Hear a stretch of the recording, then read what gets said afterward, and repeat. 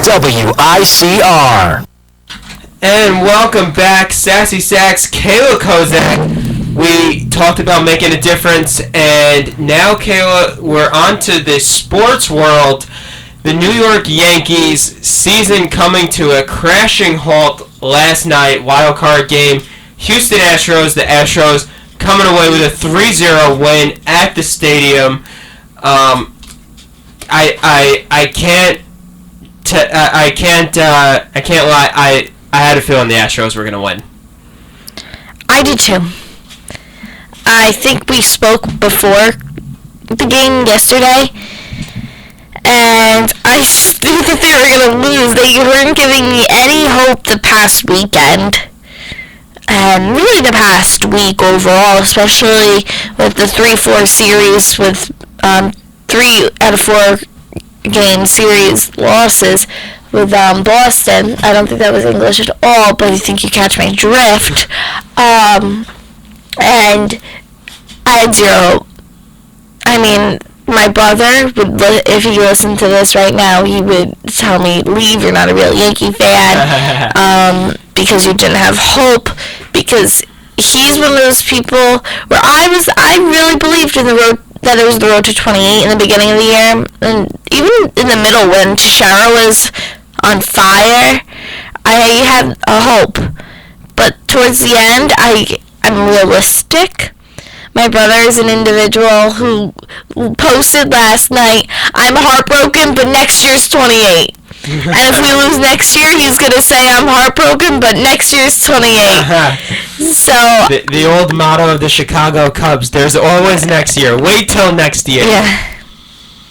But, I mean, just looking at the way that they were playing before the playoffs started, what you were trying to get out was losing 3 out of 4 to the Red Sox late in the season didn't exactly help, and I think that just looking at the fact that they were matching up with Dallas Keuchel, a 20-game winner, who in my mind should win the Cy Young in the AL this year. And you know what? The Astros are a good team. You look at the Houston Astros, and of course, as I mentioned, Keuchel, phenomenal all season long. But then you look at the lineup, and you have George Springer, and you have Jose Altuve, and you have Carlos Carrasco. You know, they have so many good young pieces. They remind me a little bit of the New York Mets, that they were bad for several years, and now then they build and work up all this young talent, and you know what? You're seeing the effects of it right now. Same with the Kansas City Royals last year. You know, so I think that you have to just give it up to the fact that they had their growing pains. They went through several years of mediocrity at best, and now they're reaping the rewards for it. No, definitely. I don't know if I blame any specific player on the Yankees. I don't think I do. I did say that A-Rod had the opportunity in the bottom of the ninth last night to gain back my respect, a portion of my respect. Again, didn't take advantage of that moment. I mean, you don't want Kayla Kozak's respect? A-Rod, come on. That's not important to you. But yeah, I mean, I wasn't expecting to win last night. I have to be honest. Sorry, Jake, who's my brother. I wasn't expecting it. They lost last night. I wasn't emotional like I was in 4th grade when we lost. I'll never forget, my student teacher comes up to me in 4th grade after the season was over, and she comes up to me, she goes, "Kayla, what's going on? You've been really quiet lately." And I said, "The Yankees don't play anymore. There's nothing to talk about." That was dramatic.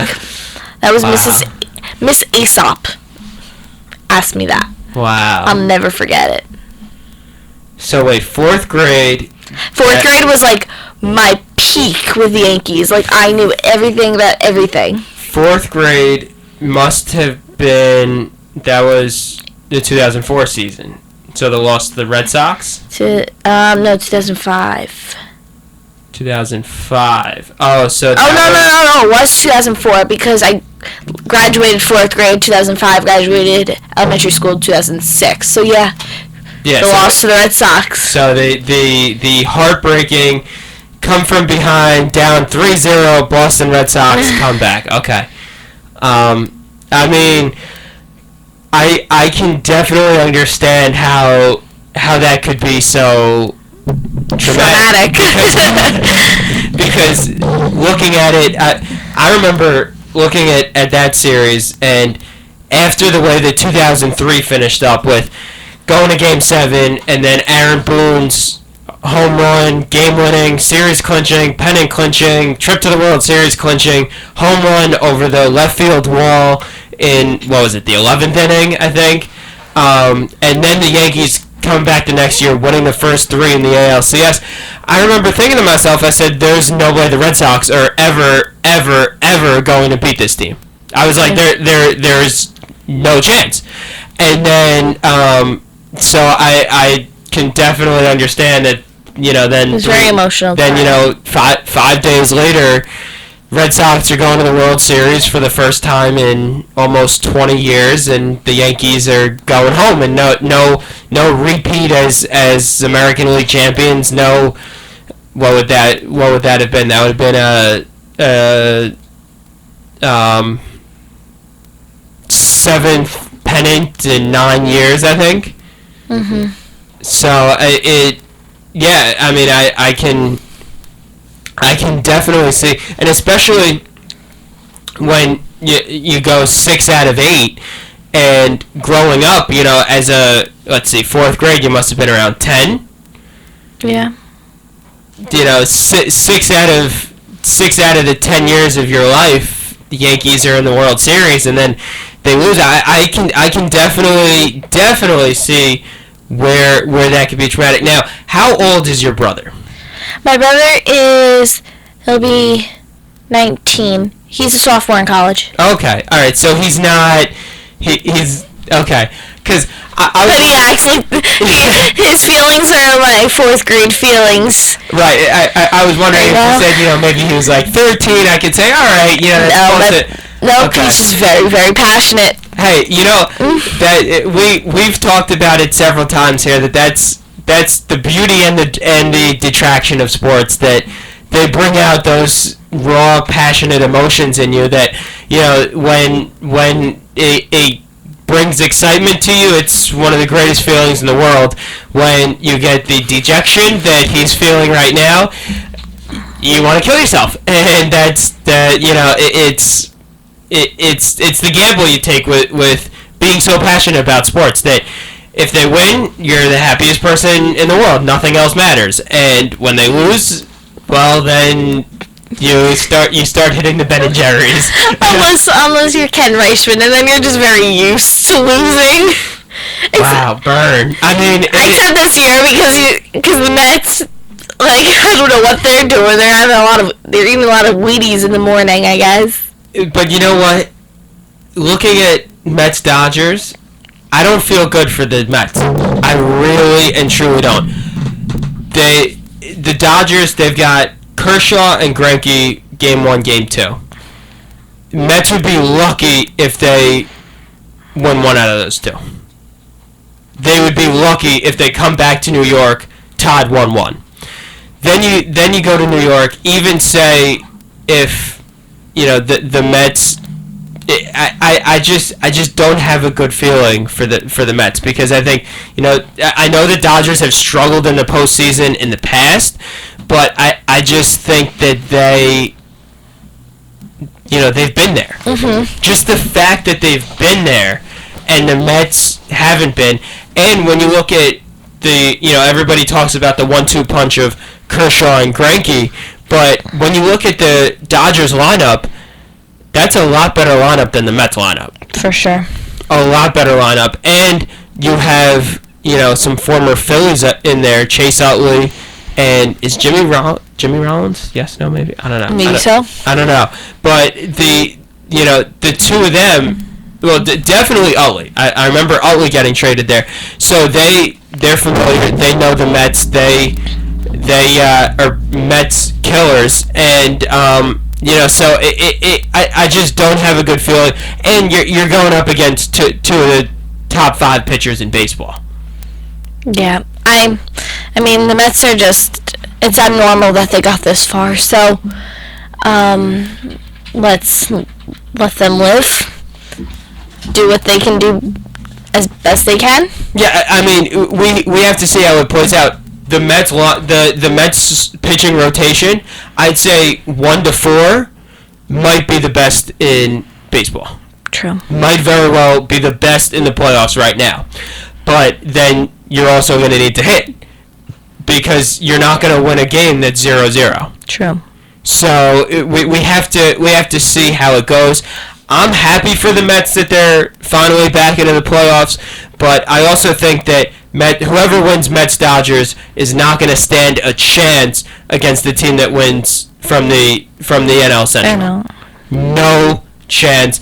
Whoever comes out of that NL Central little part of the bracket with the Cardinals, the Pirates, and the Cubs is going to the World Series. I think because Imagine if the Cubs win. It wouldn't surprise me at all. They have John Lester going tonight, I think. It would just be like you have the Cubs and the Mets. Like where are they coming from? I think they were both in the playoffs in about 2006, maybe. I know the Mets were, and I think that might have been the last time for both teams in the playoffs. And I'm glad that the Cubs are doing so well. And you look at the Cubs, you have Jake Arrieta, and then you have John Lester too. The lineup with Chris Bryant and Anthony Rizzo. I was blanking on his name. Starlin Castro. That's a really good team. I think I heard it on the radio this morning. When you think about it, the Cardinals, Pirates, and Cubs had the 3 best records in baseball. Wow. Only one of them is going to even be in the league championship series because they're all playing each other. So it's unfortunate that they're facing off against each other so early, because think about it this way. I mean, could you imagine if you get a Pirates Cardinals or a Cubs Cardinals NLCS? That'd be such an exciting series. I would want to watch that without a doubt. Yep. No, well, it certainly will be interesting. I can't say that I am disappointed by the Yankees because I only expected that last night. But, I'll give the Mets a chance this year. Yeah, we'll see if Ken Reichman's team can thrill us and invigorate New York, and because we know his Islanders haven't done that in a while. Oh, I know, but the first thing I said last night after that loss, I sent a message to we have a group text, and we call it text messages. Because of Teixeira. Teixeira, yeah. And so we named it that. Good old John Sterling. And so it's us 3, and we're big Yankees fans, and then we're like, well, good season, boys. And then I said, it's Rangers time.